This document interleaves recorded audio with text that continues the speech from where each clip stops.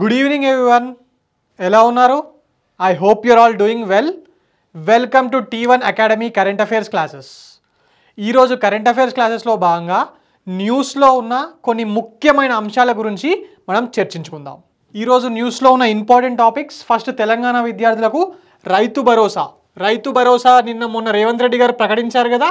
Yes, Rythu Bharosa అనేది న్యూస్లో ఉంది. మరి దానికి సంబంధించి ఆయన ఎంత ఇంక్రీజ్ చేశారు, మరి ఎవరికి ఇస్తున్నారు, ఎవరికి ఇవ్వట్లేదు, దాంతోపాటు ఇంకో కొత్త పథకం కూడా తీసుకొచ్చారు, అదేంటి, లాంటి విషయాలన్నీ డీటెయిల్డ్గా మాట్లాడుకుందామండి.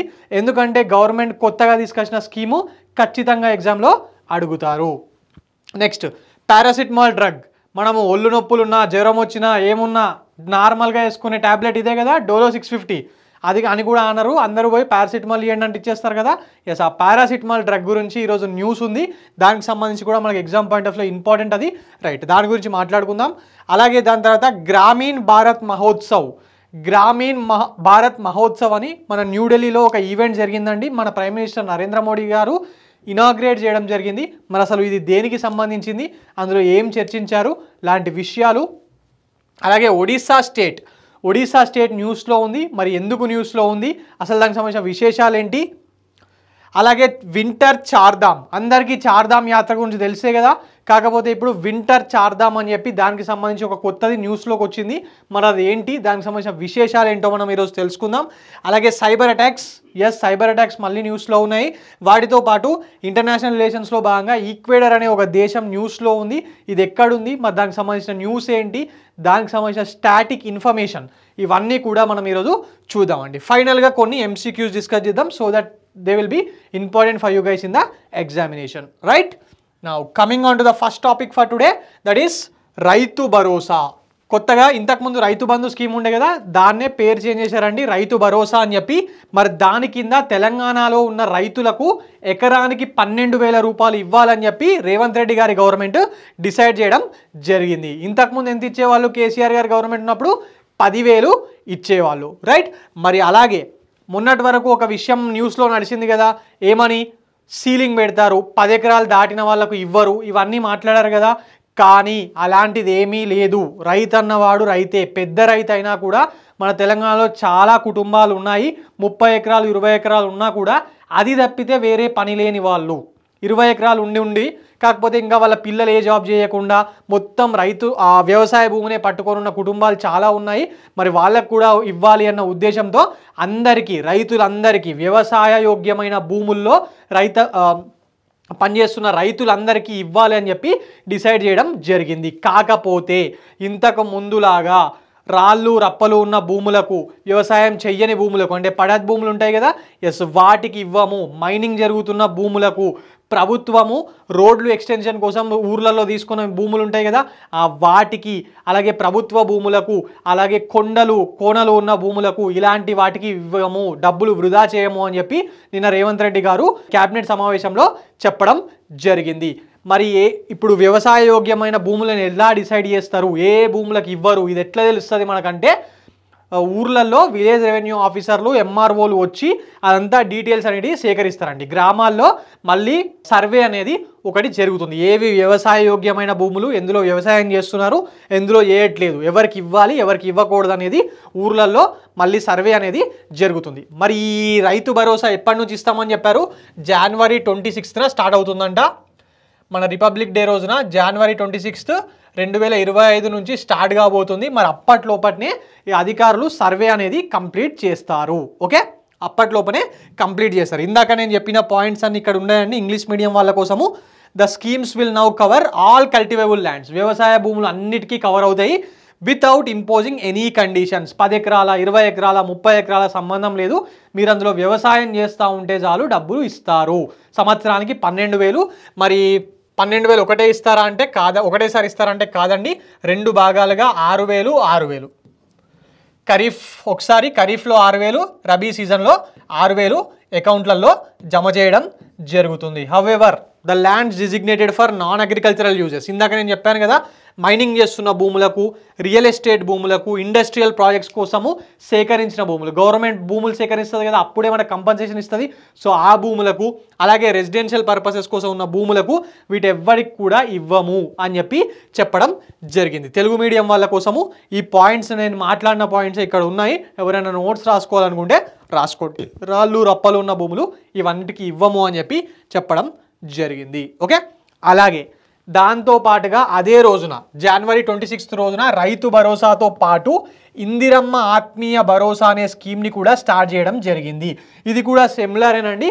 కాకపోతే భూమి లేకుండా వ్యవసాయం చేస్తూ వ్యవసాయ కార్యక్రమాల్లో పాల్గొంటున్న వాళ్ళు ఉంటారు కదా, ఫామ్ లేబరర్స్, ఎస్, వాళ్లకు సంవత్సరానికి 12,000 రూపాయలు ఇచ్చే విధంగా ఇందిరమ్మ ఆత్మీయ భరోసా అన్న స్కీమ్ని తీసుకురావడం జరిగింది. అయితే ప్రతిపక్షాల నుంచి దీని మీద వస్తున్న ఆరోపణలు ఏంటంటే ఎలక్షన్ టైంలో 15,000 రూపాయలు ఇస్తామన్నారు, ఇప్పుడేమో 12,000కే కుదించారు అని చెప్పి చెప్పడం జరుగుతుంది. మరి గవర్నమెంట్ తరపున ఏం చెప్పారంటే అవును ఇస్తామన్నది నిజమే, మరి ఇప్పుడు మన రాష్ట్ర ఆర్థిక పరిస్థితి దృష్ట్యా 12,000 రూపాయలు మాత్రమే ఇస్తున్నాము, తర్వాత పెంచుతాము అని చెప్పి గవర్నమెంట్ తరపు నుంచి చెప్పడం జరుగుతుంది. Okay, right.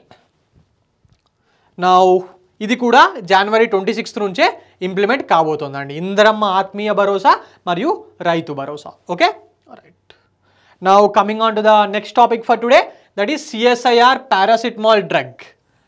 పారాసిటమాల్కి సంబంధించి ఇప్పటి వరకు మన దేశంలో అత్యధికంగా అమ్ముడుపోయే ట్యాబ్లెట్ ఏదన్నా ఉంది అంటే డోలో 650, దాన్ని పారాసిటమాల్, రైట్. అది మన దగ్గర తయారు కాదండి, అంటే ఫార్ములా మనది కాదు, మొత్తము వేరే దేశం నుంచి ఇంపోర్ట్ చేసుకుంటూ ఉంటాం ఇన్ని సంవత్సరాల నుంచి కూడా. సో ఇప్పుడు ఏమైందంటే CSIR వాళ్ళు ఈ పారాసిటమాల్ డ్రగ్ని ఇండిజీనియస్గా తయారు చేయడం స్టార్ట్ చేయడం జరిగింది. సో దీనివల్ల ఏమవుతుంది, మనకు చాలా డాలర్స్ మిగిలిపోతాయి కదా. ఎస్, రీసెంట్గా దానికి సంబంధించిన union minister mister Jitender Singh, ఆయన ఇండిపెండెంట్ ఛార్జ్గా ఉన్నాడు సైన్స్ అండ్ టెక్నాలజీ. మీరు అనొచ్చు సార్ డ్రగ్స్ గురించి మాట్లాడుతున్నారు, ఫార్మాసిటికల్ మినిస్టర్ ఉంటాడు కదా అని. అది వేరా అండి, అది ఎప్పుడు తయారు చేయడం మ్యానుఫ్యాక్చరింగ్ కిందకి వచ్చినప్పుడు ట్యాబ్లెట్స్ అది ఫార్మాసిటికల్ ఇండస్ట్రీ కిందకి వస్తుంది. మరి ఇక్కడ మనం మాట్లాడుతుంది ఏంది, ఫార్ములాని ఇన్వెంట్ చేయడం గురించి, అంటే SINT కిందకి వస్తుంది. Okay, minister for science and technology independent charge mister Jitender Singh has announced that CSIR వాళ్ళు దీన్ని సొంతంగా డెవలప్ చేసే టెక్నాలజీని ఇంప్రూవ్ చేయడం జరిగింది, ప్రొడ్యూస్ చేస్తున్నారు అని చెప్పి ఈయన మొన్ననే అనౌన్స్ చేయడం జరిగింది. ఓకే, CSIR అనే ఫుల్ ఫామ్ కూడా ఎగ్జామ్లో RRB గ్రూప్ డి లాంటి రాబోయే ఎగ్జామ్లో మీకు అడుగుతారండి. Council for scientific and industrial research, ఇక్కడ ఉంది council of scientific and industrial research. Okay, right. మరి దీన్ని CSIR వాళ్ళే మ్యానుఫ్యాక్చర్ చేస్తారా, చేయలేరు కదా. ఎస్, వాళ్ళు అందుకోసము మన ఇండియాలో ఉన్న ఒక ప్రైవేట్ కంపెనీకి సత్య దీప్త ఫార్మాసిటికల్స్ అనే కంపెనీకి మ్యానుఫ్యాక్చర్ చేసే ఆ టెక్నాలజీని వాళ్లకు అందజేయడం జరిగింది. ఇది ఇంపార్టెంట్ అండి. ఓకే, ఎవరు, CSIR వాళ్ళు ఆ టెక్నాలజీని రూపొందించి కర్ణాటకలో ఉన్న సత్య దీప్త ఫార్మాసిటికల్స్ కంపెనీకి ఇవ్వడం జరిగింది. మరి ఈ మధ్య ఇది ఒకటే వాళ్ళు టెక్నాలజీని తయారు చేశారంటే కాదండి. CSIR వాళ్ళు ఆల్రెడీ ఇండిజీనియస్గా యాంటీబయోటిక్ డ్రగ్ అయిన నాఫ్తిరోమైసిన్ అని ఒక యాంటీబయోటిక్, ఇది బ్యాక్టీరియల్ ఇన్ఫెక్షన్స్కి పనిచేస్తాయి కదా యాంటీబయోటిక్స్. ఎస్, దాన్ని కూడా తయారు చేయడం జరిగిందండి. మరి with the support of whom చేసింది CSIR వాళ్ళే, బట్ దానికి biotechnology industry research assistants council BARC అని ఒకటి ఉంటుంది, BIRAC, దాని సపోర్ట్ని తీసుకోవడం జరిగింది. అది కూడా ministry of science and technology కిందనే పనిచేస్తూ ఉంటాయి. సో రెండు విషయాలు ఇంపార్టెంట్ ఇక్కడ. ఒకటి పారాసిటమాల్ డ్రగ్కి సంబంధించి మనము మొట్టమొదటిసారిగా ఇక్కడే తయారు చేయబోతున్నాము. టెక్నాలజీని ఇన్వెంట్ చేసింది ఎవరు, CSIR వాళ్ళు. అలాగే యాంటీబయోటిక్ డ్రగ్ అయిన నాఫ్తిరోమైసిన్, ఇది కూడా ఇంపార్టెంట్ అండి. ఓకే, ముఖ్యంగా తెలంగాణ వాళ్ళకు SINTలో భాగంగా ఈ బయోసైన్స్ కాన్సెప్ట్లు మీద క్వశ్చన్లు బాగా వస్తున్నాయి కదా. ఎస్, మరి ఇక్కడ మీకు ఇది ఇంపార్టెంట్ అవుతుంది, రైట్. ఇంకా CSIR అప్పటి నుంచి CSIR అని మాట్లాడుతున్నాము. మరి CSIR న్యూస్లో ఉంది, దీనికి సంబంధించిన బేసిక్ న్యూస్ మనకు తెలియాలి కదా. ఎస్, CSIRని మొట్టమొదటిసారిగా 1942లో స్టార్ట్ చేయడం జరిగింది. ఎందుకోసము, ఫార్మాసిటికల్ ట్యాబ్లెట్లు తయారు చేయడానిక కాదు కదా, ఇండియాలో సైంటిఫిక్ నాలెడ్జ్ని ఇండియాలో సైంటిఫిక్ నాలెడ్జ్ని బూస్ట్ చేసి దానివల్ల ఇండస్ట్రియలైజేషన్ అండ్ ఇండియాలో ఎకనామిక్ గ్రోత్ని పెంచాలి అన్న ఉద్దేశంతో 1942లో సిఎస్ఐఆర్ని స్టార్ట్ చేయడం జరిగింది. మరి this CSIR is the largest publicly funded research and development organisation in the world. Publicly funded అంటే గవర్నమెంట్ ద్వారా ఫండ్ చేయబడుతుంది అని అర్థం అండి. ఓకే, దీని కింద 37 నేషనల్ ల్యాబొరేటరీస్ ఉన్నాయి. మన సిఎస్ఐఆర్ ల్యాబొరేటరీలు మన హైదరాబాద్లో కూడా ఉన్నాయండి. దీని హెడ్ క్వార్టర్ న్యూఢిల్లీలో ఉంది. మరి సిఎస్ఐఆర్ ప్రెసిడెంట్గా ప్రైమ్ మినిస్టర్ ఆఫ్ ఇండియా ఉంటారు. మరి దానికి director general, present director general doctor N Kalai Selvi. Selvi అంటున్నాడు కాబట్టి తమిళనాడు వ్యక్తి. Okay right. మనకు జనరల్గా WHO డైరెక్టర్ జనరల్ మీద క్వశ్చన్స్ చాలాసార్లు వచ్చాయి. మరి ఇప్పుడు సిఎస్ఐఆర్ న్యూస్లో ఉంది కాబట్టి సిఎస్ఐఆర్ డైరెక్టర్ జనరల్ మీద కూడా క్వశ్చన్ మీరు ఎక్స్పెక్ట్ చేయొచ్చు అండి. ఈయన పేరు N Kalai Selvi. Okay right. జనరల్గా ఇలాంటి పెద్ద పెద్ద ఆర్గనైజేషన్ హెడ్ క్వార్టర్ మీకు గుర్తు లేదనుకోండి, ఎగ్జామ్లో న్యూఢిల్లీ ఆప్షన్ ఉంటే అదే పెట్టేసేయండి. ఇండియాకు సంబంధించి మేజర్ ఆర్గనైజేషన్స్ ఏవైనా కానీ హెడ్ క్వార్టర్స్ 90% న్యూఢిల్లీలోనే ఉంటాయి. Okay right. Now coming on to the next topic, that is Grameen Bharat Mahotsav. రీసెంట్గా న్యూఢిల్లీలో గ్రామీణ్ భారత్ మహోత్సవ్ అనే ఒక ఈవెంట్ జరిగింది. దాన్ని మన ప్రైమ్ మినిస్టర్ నరేంద్ర మోడీ గారు ఇనాగ్రేట్ చేయడం జరిగింది. మరి అసలు ఇది దేనికోసం? గ్రామీణ్ భారత్ మహోత్సవ్ ఇందులోనే కనిపిస్తుంది కదా, మన రూరల్ ఇండియా ఆ రూరల్ ఎకానమీకి సంబంధించింది. రైట్. మరి దీని యొక్క థీమ్ ఏంటి? ఫస్ట్ దీన్ని ఆర్గనైజ్ చేసింది ఎవరెవరు కలిసి ఆర్గనైజ్ చేసిరంటే ఫైనాన్స్ మినిస్ట్రీలో డిపార్ట్మెంట్ ఆఫ్ ఫైనాన్షియల్ సర్వీసెస్ అని ఒక డిపార్ట్మెంట్ ఉంటుంది.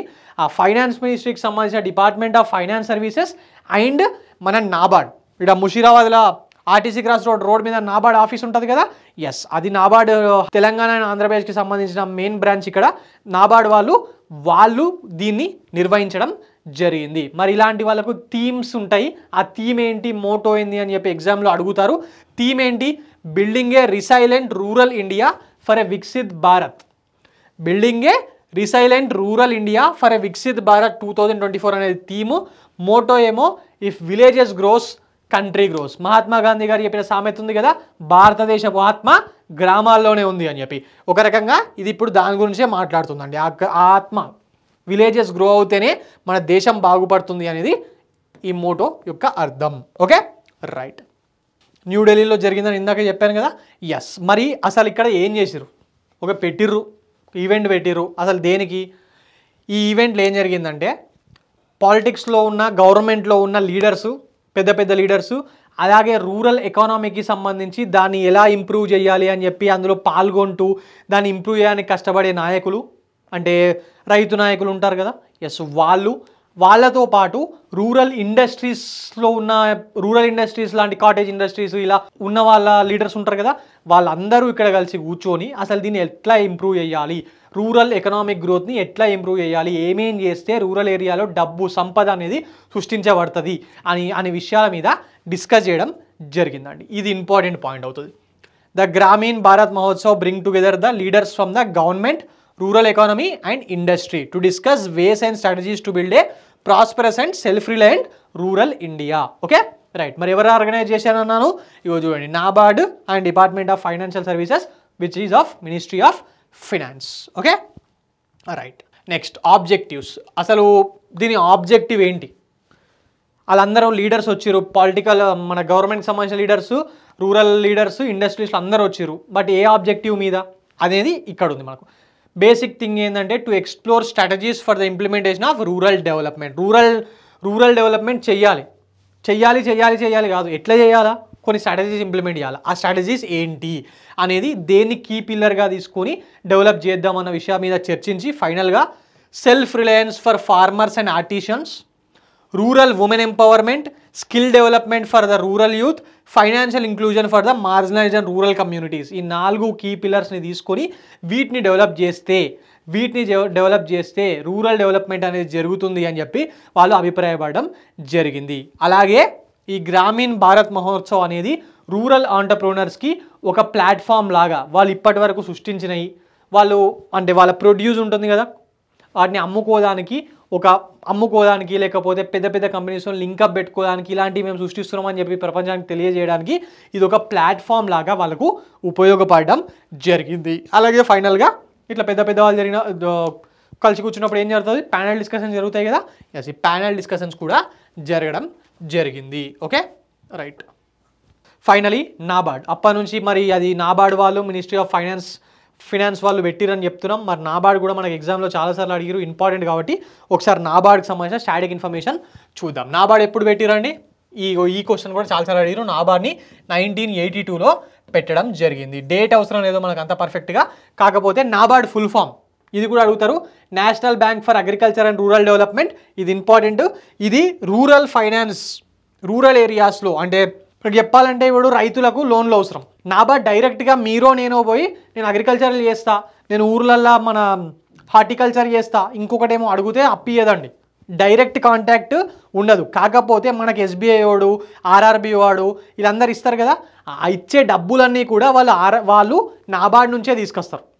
నాబార్డ్ నుంచే తీసుకొచ్చి మనకి ఇస్తారు. ఓకే, నాబార్డ్తోని డైరెక్ట్గా జనాలకు రైతులకు డైరెక్ట్ యాక్సెస్ ఉండదు. కాకపోతే మనకు మధ్యలో ఉన్న ఎస్బీఐ లేకపోతే ఆర్ఆర్బీస్ ఇవన్నీ ఉన్నాయి కదా, వాటికి డబ్బు ఇచ్చేది, వాటికి పెద్దన్న అగ్రికల్చరల్ సెక్టార్లో నాబార్డ్ వాళ్ళు మన దేశానికి సంబంధించినంత వరకు. Okay, right. It was set up on the recommendations of B Sivaraman committee set up by RBI in the 1979. 1979లో ఆర్బీఐ, అంతకుముందు ఈ అగ్రికల్చర్ని కూడా ఆర్బీఐ చూసుకుంటుండే.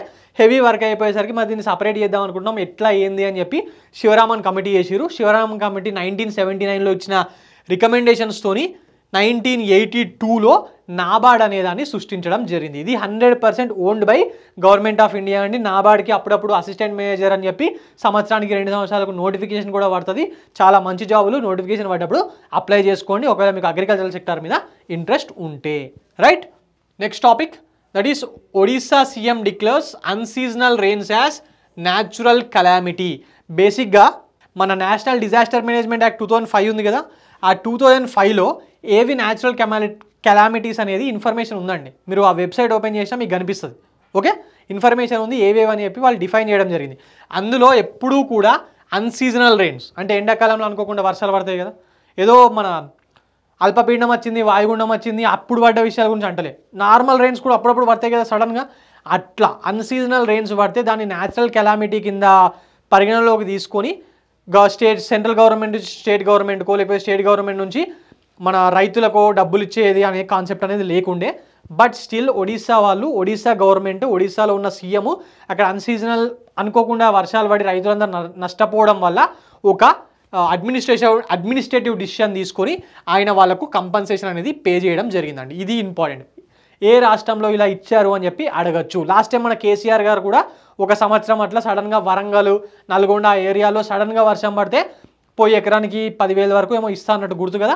ఎస్, ఇది కూడా సేమ్ అండి. రైట్, మరి బేసిక్గా మన దగ్గర నేచురల్ హజార్డ్స్ అని చెప్పి నేషనల్ డిజాస్టర్ మేనేజ్మెంట్ యాక్ట్ కింద ఉన్నాయి. ఏవిందంటే ఇవి cyclones, tsunami, heat waves, landslide, urban floods. మన హైదరాబాద్లో అప్పట్లో వర్షం పడితే 2-3 రోజులు బయట కూడా రాలేకపోయినాం. రైట్, అది అర్బన్ ఫ్లడ్ అంటే అది. మరి నార్మల్ ఫ్లడ్స్, ఎర్త్క్వేక్స్, ఇవిటిని న్యాచురల్ కెలామిటీ అంటారు. ఇప్పుడు గుజరాత్లో 2001లో భూకంపం వచ్చింది, అప్పుడు సెంట్రల్ గవర్నమెంట్ నుంచి డబ్బులు వచ్చినాయి. ఎందుకు? నేచురల్ కెలామిటీ కాబట్టి ఆదుకోవాలా, అది డిఫైన్ చేసి ఉన్నది కాబట్టి యాక్ట్ కింద. అప్పటికి యాక్ట్ లేకుండే, ఇప్పుడు యాక్ట్ లేకుండే, వేరేది ఉండే ఇచ్చిరు. మరి మొన్న ఫ్లడ్స్ వచ్చినాయి ఏడా మన వయనాడులో, కేరళ వయనాడులో. అప్పుడు కూడా డిమాండ్ చేసిరు కదా అక్కడ ఉన్న గవర్నమెంట్, మన ఎన్డీఎం యాక్ట్ కింద మాకు డబ్బులు ఇవ్వాలా, ఇస్తలేరు, ఇవ్వండి తొందరగా అని చెప్పి. ఎస్, అవన్నీ దాని కిందకి వస్తాయండి. రైట్, ఇక సునామీ, సైక్లోన్ ఇవన్నీ మీకు తెలిసిన విషయాలే. Odisha chief minister Mohan Charan Majhi declared the unseasonal rains in December last year as a natural calamity. దేనికోసం అంటే అది ప్రకటించి రైతులకు ఎంతో కొంత పాపం హెల్ప్ చేయాలి కదా అంత నష్టపోతే. Yes, disbursement of compensation to farmers for crop damage. కొంచెం పోయి ఎకరానికి ఇంత ఇస్తా అని చెప్పి మాట్లాడేసి డబ్బులు ఇచ్చేసి వచ్చేసిండు. Okay, right.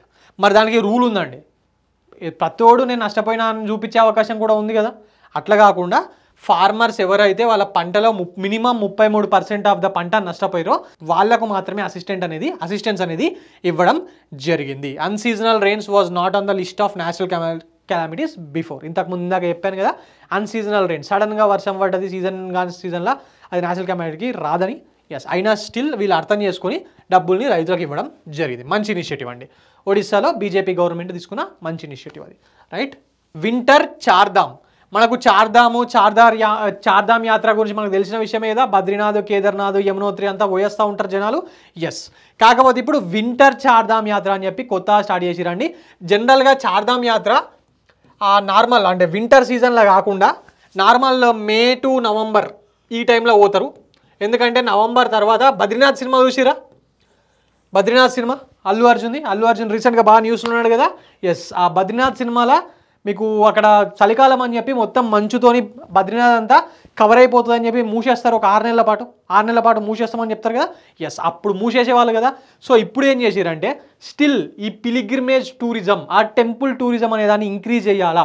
చలికాలం 6 నెలలు మూసేసి ఉంటే వీళ్ళు రాకపోతే జనాలకు ఇప్పుడు ఉత్తరాఖండ్, హిమాచల్ ప్రదేశ్, గోవా అంటే పిలిగ్రిమేజ్ కాదనుకోండి, ఉత్తరాఖండ్, హిమాచల్ ప్రదేశ్ ఇవన్నీ ఎట్లా అంటే టూరిజం మీద, అది కూడా ముఖ్యంగా టెంపుల్ టూరిజం మీద ఉత్తరాఖండ్ స్టేట్ అవుతాయి. ముఖ్యంగా హిమాచల్ ప్రదేశ్లో కొంచెం వేరే టూరిజం కూడా ఉంటుంది.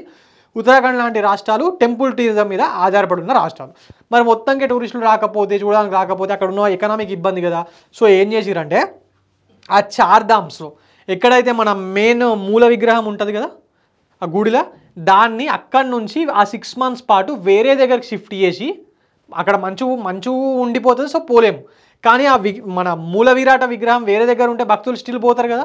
ఎస్, అదే వీళ్ళు ప్లాన్ చేయడం జరిగింది. Recently Uttarakhand has launched the winter Chardham circuit to promote pilgrimage tourism in వింటర్లో కూడా. బేసిక్గా ఇది మీరు చూసి చార్ధామ్ స్ట్రెంట్స్ 4 ఉన్నాయి. ఇందాక నేను చెప్పినట్టు యమునోత్రి, గంగోత్రి, కేదార్నాథ్ అండ్ బద్రీనాథ్ కదా. ఇవి గర్వాల్ హిమాలయాస్లో ఉంటాయి, ఫుల్ మంచు పడుతుంది అక్కడ. సో 4 నెలల పాటు అక్కడి నుంచి చేంజ్ చేసిరండి. ఆ ప్రిసైడింగ్ డీటీస్ అంటే మూల విరాట్ విగ్రహం ఉంటుంది కదా, దాన్ని ఆ ప్లేస్ నుంచి లోవర్ ఆల్టిట్యూడ్స్కి కొంచెము చేంజ్ చేయడం జరిగింది. ఆ ప్లేసెస్ ఏంటంటే ఇవి జనరల్, మీరు ఏం ఎగ్జామ్లో మీకు ఏం అడగరు ఇంత సపరేట్గా ఎక్కడ నుంచి కేదార్నాథ్లో ఉన్న తీసుకుపోయి ఎక్కడ పెట్టిర్రు ఇదంతా ఏం అడగరు. బట్ చేంజ్ చేసి ఇట్లా వింటర్ చార్ధామ్ యాత్ర చేస్తున్నారు అని చెప్పి గుర్తుపెట్టుకుంటే చాలు. ఎక్కడ అంటే Uttarakhand government. Okay, so basic. ఇంకో పాయింట్ ఏంది, అప్పటి నుంచి చార్ధామ్ అంటాం. అసలు చార్ధామ్ ప్రాజెక్ట్ అంటే ఏంది? రోడ్ కనెక్టివిటీని ఇంక్రీజ్ చేస్తారు, ఎన్హాన్స్ కనెక్టివిటీ. ఈ 4 ప్లేసెస్ కోదానికి రోడ్లని చిన్న ఉన్నాయండి. మళ్ళీ బద్రీనాథ్ సినిమా ఎగ్జాంపులే.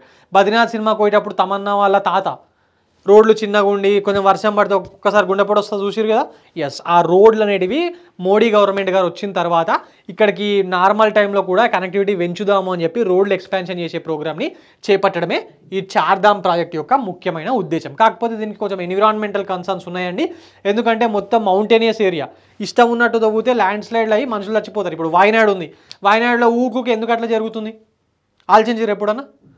ఎన్విరాన్మెంట్తో ఆటలాడుకోవడం కరెక్ట్గా, అది మనోళ్ళాడ పోయి రిసార్ట్లు కట్టడము, జనాలు టూరిజంలో ఇష్టం ఉన్నట్టు పోవడం అంతా పెరిగిపోయేసరికి రోడ్ కన్స్ట్రక్షన్, ఇన్ఫ్రాస్ట్రక్చర్ అని చెప్పి మనం ఆ కొండల నుంచి ఎంత టెక్నాలజీ ఉన్నా ఆ కొండల్ని అటు ఇటు అని ఎక్స్పాండ్ చేయడానికి ప్రయత్నిస్తున్నాం. కొంచెం వర్షం పడ్డ రోజు అదంతా ఆల్రెడీ లూజ్ అయిపోయి ఉంటుంది కాబట్టి కూలిపోయి మనుషులు చచ్చిపోతారు.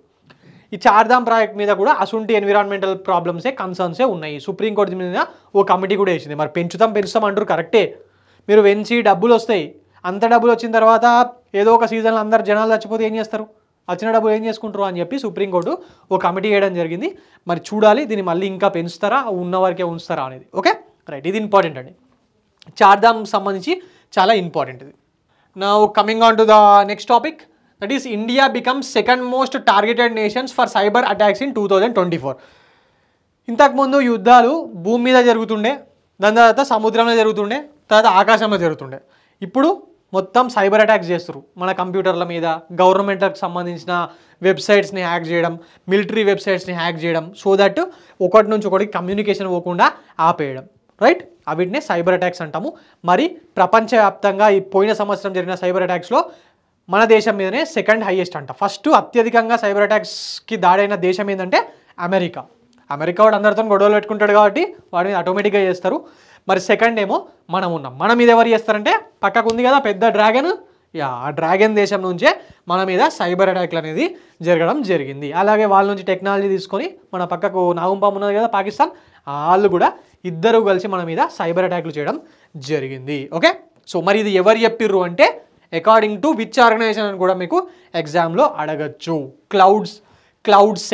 క్లౌడ్ సెక్ అనే ఆర్గనైజేషన్, ఆ సైబర్ ఇంటెలిజెన్స్ ప్లాట్ఫామ్, దీని గురించి చెప్పడం జరిగింది. మరి ప్రపంచవ్యాప్తంగా ఏ సెక్టార్స్లో ఎక్కువగా ఈ సైబర్ అటాక్స్ అనేది జరిగినాయి అంటే మ్యానుఫ్యాక్చరింగ్ సెక్టార్ మీద, రియల్ ఎస్టేట్ సెక్టార్ మీద, health care, technology and finance సెక్టార్లో వీటి వల్ల బాగా అఫెక్ట్ అయినాయి అని చెప్పి ఈ రిపోర్ట్లో క్లౌడ్ సెక్ వాళ్ళు చెప్పడం జరిగింది.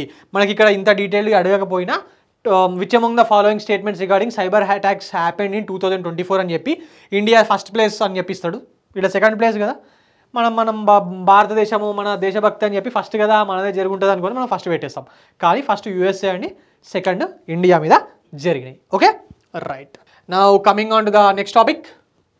ఈక్వెడర్ బేసిక్గా సౌత్ అమెరికన్ కాంటినెంట్లో ఉంటుంది. మన బ్రెజిల్లో ఉండే అమెజాన్ ఫారెస్ట్లు ఉంటాయి కదా, అమెజాన్ రెయిన్ ఫారెస్ట్లు, ఆ బ్రెజిల్, అర్జెంటీనా, బొలీవియా ఇవన్నిటితో పాటు ఈక్వెడర్లో కూడా ఉంటాయండి.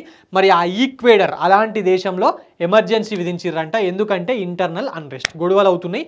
సో అక్కడ ప్రెసిడెంట్, ఈ పేరు important, Daniel Noboa has recently declared 60 days state of emergency in 7 province. ఇంతగా ఎవ్వరు అడగారండి మనకి ఎగ్జామ్లో ఎన్ని ప్రావిన్సుల్లో, ఎందుకంటే మన దేశంది కాదు కదా, మన దేశంలో మన రాష్ట్రంలో అయితే 7 ప్రావిన్సెస్ 3 మున్సిపాలిటీస్ ఇట్లా కూడా అడగచ్చు. వేరేది ఎక్కడో దేశం కాబట్టి రీసెంట్గా ఏ దేశంలో వేసిర్రు ఎమర్జెన్సీ, ఎందుకు వేసిర్రు గాడి దాకా తెలిస్తే మనకు సరిపోతుంది. And this is a country. ఈ మ్యాప్ చూసిరా, ఈక్వెడర్ ఇగో ఏడుందో, సౌత్ అమెరికా కాంటినెంట్లో ఒక కొనాకులు ఉంటుంది.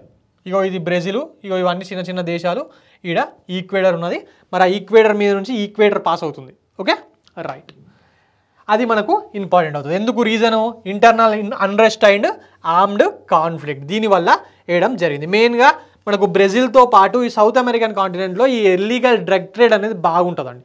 ఇల్లీగల్ డ్రగ్ ట్రేడ్ ఎక్కువగా నడిచేది ఏంటంటే సౌత్ అమెరికా కాంటినెంట్, అట్లనే మన సౌత్ ఈస్ట్ ఏషియా ఈ దేశాల్లో బాగుంటుంది డ్రగ్స్. మన దగ్గర కూడా బాగా అవుతున్నాయి అనుకోరి. ఈ మధ్య జనరేషన్ జెడ్ మొత్తం గంజాయి బ్యాచే కదా. ఎస్, ఎక్కువ మంది పడుతున్నారు. మరి గవర్నమెంట్ చాలా ట్రై చేస్తుంది ఆపదానికి. రేవంత్ రెడ్డి గారు వచ్చిన తర్వాత అయితే తెలంగాణలో మన ఆ విశాఖపట్నం మన్యం అంటాం కదా, ఎస్ అక్కడ నుంచి వస్తున్న డ్రగ్స్ని ఆపదానికి బాగా ట్రై చేస్తున్నారు. మరి అక్కడ నుంచి మనకు గంజాయి బాగా వస్తుంది కదా, ఎస్ ఆపదానికి ట్రై చేస్తున్నారు. బట్ స్టిల్ సందున వెళ్తున్నాయి చాలా, పోలీసులు కూడా చాలా పట్టుకుంటున్నారు. ఐ హోప్ మన తెలంగాణ జనాలు ఈ డ్రగ్స్ ఉచ్చులో పడరని అనుకుంటున్నాను, పంజాబ్లో అటు ఇటు పడ్డట్టుగా. Okay right. Now coming back to the topic. మనకి ఇక్కడ ఈక్వెడర్ అనే దేశంలో ఎమర్జెన్సీ వేసిరు అని చెప్పి తెలిస్తే చాలు. అలాగే ఈక్వెడర్ గురించి బేసిక్ ఇన్ఫర్మేషన్, ఇది సౌత్ అమెరికా కాంటినెంట్లో ఉంటుంది, దాని ప్రెసిడెంట్ డానియల్ నబోవా అని చెప్పి మనకు తెలిస్తే సరిపోతుంది. Okay right. Next coming on to కొన్ని ఎంసీక్యూస్ చూద్దాము, రీసెంట్గా న్యూస్లో ఉన్నాయి, అవేంటో చూద్దాము. COP28 and COP29 were held in which countries? COP28 అంటే ఏంటండి, కాన్ఫరెన్స్ ఆఫ్ పార్టీస్, UNFCCC వాళ్ళు నిర్వహిస్తారు కదా ఎన్విరాన్మెంట్కి సంబంధించినవి. ఎస్, మరి అవి 28 2023లో జరిగింది, COP29 2024లో జరిగింది. మరి ఎక్కడ జరిగినాయి ఆలోచించురి. 2023 ఇదైతే గ్రూప్ 1 2.0లోనో 2.0లో అడిగిరు. గ్రూప్ 1 సెకండ్ టైం పెట్టారు కదా TSPSC వాళ్ళు, అప్పుడు అడిగిరు. మరి COP29 ఇది రీసెంట్గా జరిగి ఉండే నవంబర్లో, మొన్న 2024 నవంబర్ డిసెంబర్లో జరిగింది. మరి ఎక్కడ జరిగినాయి అని అడుగుతున్నాడు. ఆప్షన్ చూడండి, A UAE, Azerbaijan, B UK and France, C UAE and Egypt, D UK and UAE. మరి ఎక్కడ జరిగినాయండి? COP28 UAEలోని దుబాయ్లో జరిగింది. రైట్, దుబాయ్లో జరిగింది కదా, ఎగ్జామ్లో రాసిరా దుబాయ్లో జరిగిందని చెప్పి. ఎస్, దుబాయ్లో జరిగింది. And the COP29 which was held in 2024, it was held in Azerbaijan. అజర్బైజాన్లో ఎక్కడ? At Baku. ఎందుకంటే ఇది ఎందుకు చెప్తున్నానంటే ప్రతిసారి UAE అజర్బైజాన్ అని ఇవ్వకపోవచ్చు ఆప్షన్లో దుబాయ్ అండ్ బాకు అని ఇస్తే ఏం చేస్తారు? సో అందువల్ల మనకి ఇది ఎగ్జాక్ట్ లొకేషన్ కూడా తెలిసి ఉండాలి. ఇవన్నీ ఫేమస్ సిటీసే కదా, బాకు కానివ్వండి, దుబాయ్ కానివ్వండి. Okay, so answer is A అండి, ఆన్సర్ ఈస్ ఏ.